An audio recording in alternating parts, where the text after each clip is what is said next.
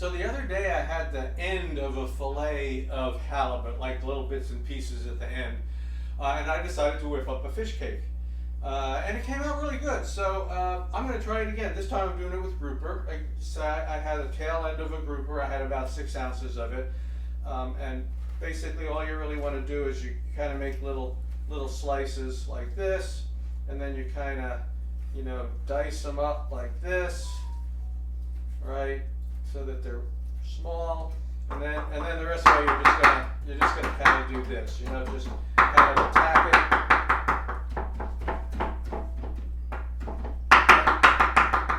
getting it really nice and finely chopped up. Now I have most of it done already, so I'm just going to throw the rest of this in this bowl here. All right, what am I going to put in it? I'm going to season it with Old Bay seasoning. This is great stuff. I have 2 teaspoons of it. I'm going to put 2 teaspoons of Old Bay in here. That'll season it up real nice. You don't need anything else. This is like the universal fish spice. It's got everything you could possibly want. And now for binder, I'm going to use egg white. So here I am. This is the white from 1 egg. And I'm just going to kind of mix that up a little bit like this, right? So, and that's going to be how I get the binder to work. I want to make sure I get the Old Bay mixed up in everything. And then the final touch will be breadcrumb. So I got some breadcrumb here. It's probably going to take 1/4 of a cup. I have a 1/2 cup ready because I want to make sure that I've got enough just on hand right here. So I'm just putting it in a little bit at a time, like that.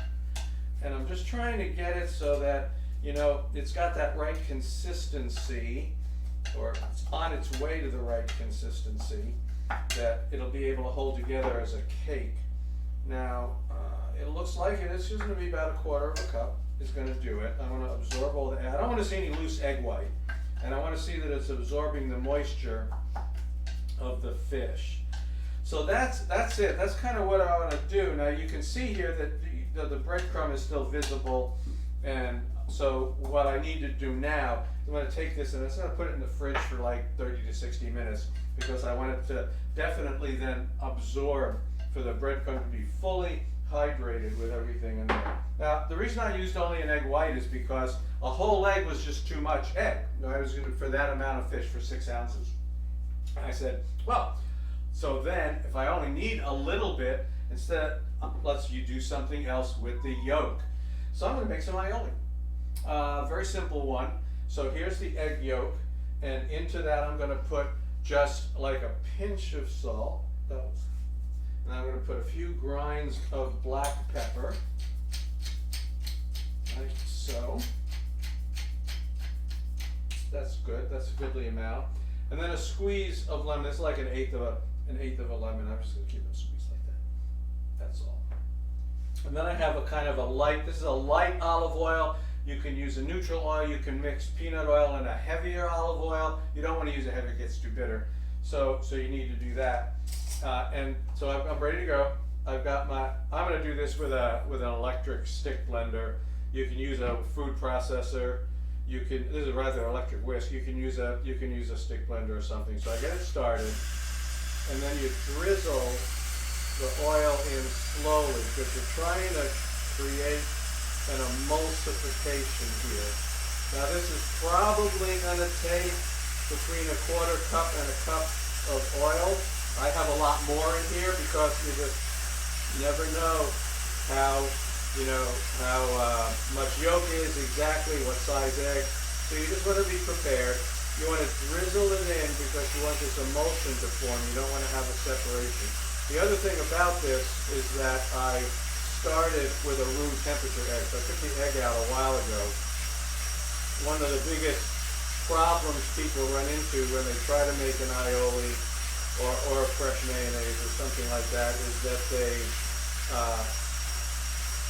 start with too cold of an egg, and then the emulsification kind of fails. It breaks, and you can't get it to go in. So I'm watching this, and I'm trying to go for a thick.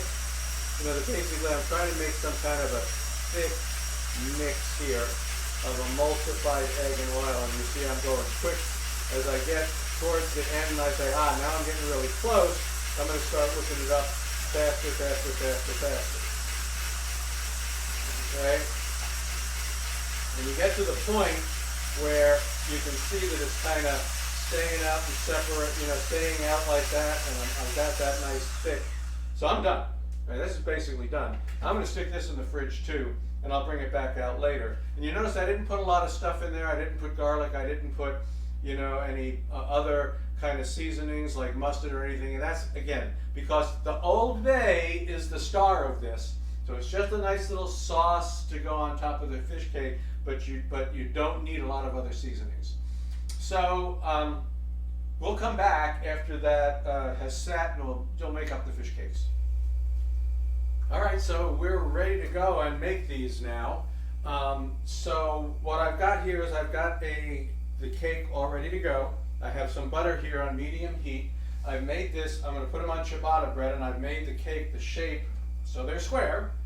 It's square to match up with the ciabatta. Okay? Now, you notice that the ciabattas here, they were buttered. So they're buttered on both sides. I put a little garlic olive oil in here in this pan.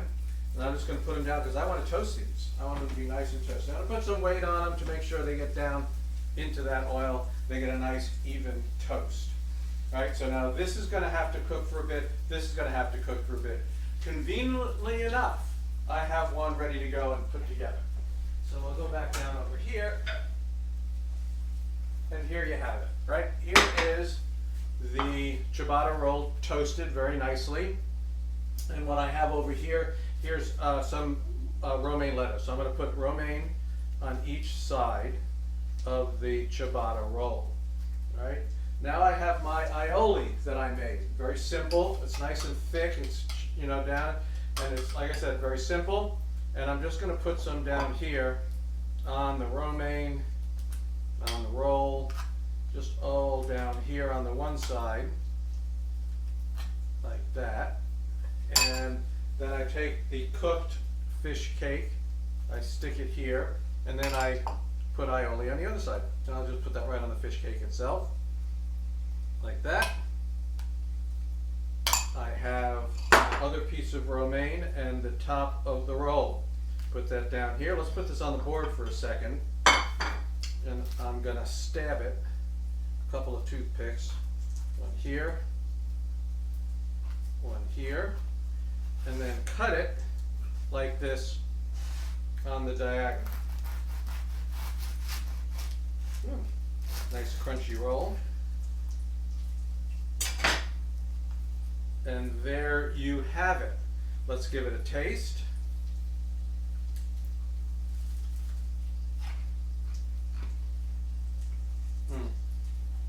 It's moist, still nice and moist. It's got that Old Bay flavor coming through. I mean, and that's the star of the show, is the Old Bay. A little bit of the aioli on each side helps, give it a little bit of nice mouthfeel and a little bit extra taste. Romaine, ciabatta, what more can you ask for, folks? That is it. That is my Old Bay fish cake. Give it a try. We'll see you next time.